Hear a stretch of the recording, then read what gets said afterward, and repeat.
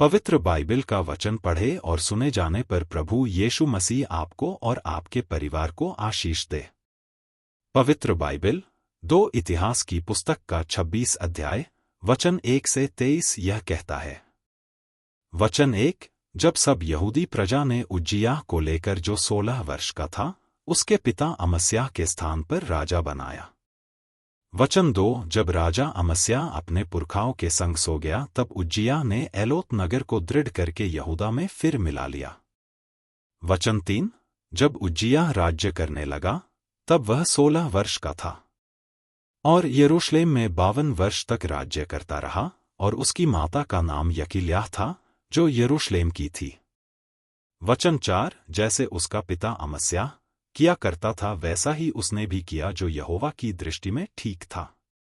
वचन 5, और जकर्याह के दिनों में जो परमेश्वर के दर्शन के विषय समझ रखता था वह परमेश्वर की खोज में लगा रहता था, और जब तक वह यहोवा की खोज में लगा रहा तब तक परमेश्वर उसको भाग्यवान किए रहा।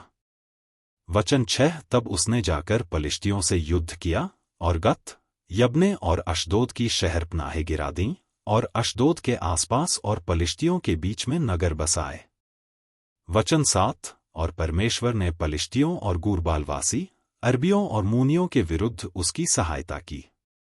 वचन 8, और अम्मोनी उज्जियाह को भेंट देने लगे, वरन उसकी कीर्ति मिस्र के सिवाने तक भी फैल गई, क्योंकि वह अत्यंत सामर्थी हो गया था।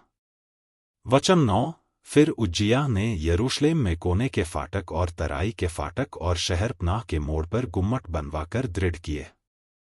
वचन 10, और उसके बहुत जानवर थे इसलिए उसने जंगल में और नीचे के देश और चौरस देश में गुम्मट बनवाए और बहुत से हौद खुदवाए, और पहाड़ों पर और करमेल में उसके किसान और दाख की बारियों के माली थे, क्योंकि वह खेती किसानी करने वाला था।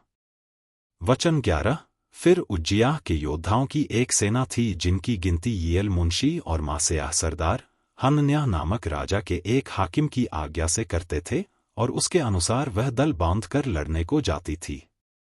वचन 12, पितरों के घरानों के मुख्य मुख्य पुरुष जो शूरवीर थे उनकी पूरी गिनती 2600 थी। वचन 13, और उनके अधिकार में 3,07,000 की एक बड़ी बड़ी सेना थी जो शत्रुओं के विरुद्ध राजा की सहायता करने को बड़े बल से युद्ध करने वाले थे।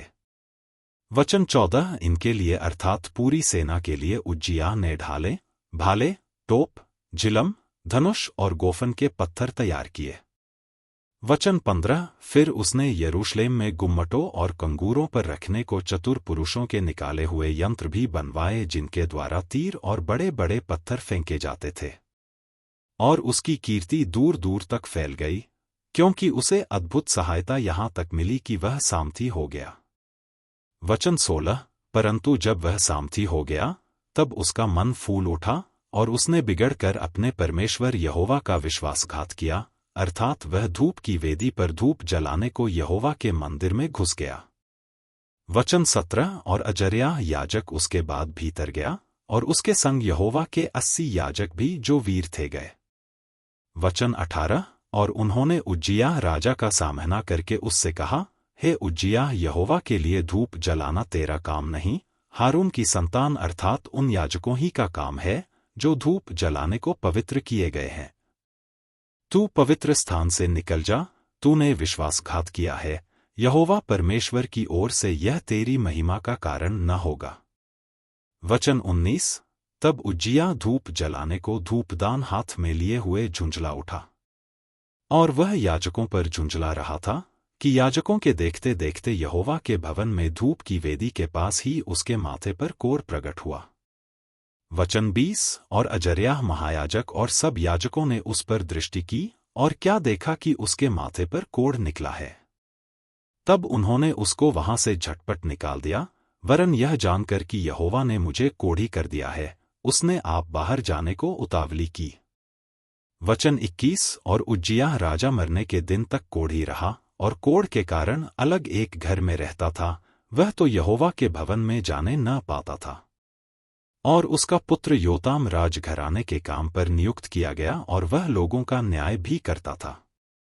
वचन 22, आदि से अंत तक उज्जियाह के और कामों का वर्णन तो आमोस के पुत्र यशायाह नबी ने लिखा है। वचन 23, निदान उज्जियाह अपने पुरखाओं के संग सो गया, और उसको उसके पुरखाओं के निकट राजाओं के मिट्टी देने के खेत में मिट्टी दी गई, क्योंकि उन्होंने कहा कि वह कोढ़ी है। और उसका पुत्र योताम उसके स्थान पर राज्य करने लगा।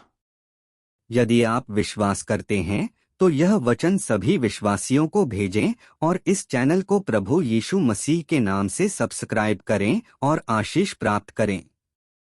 धन्यवाद।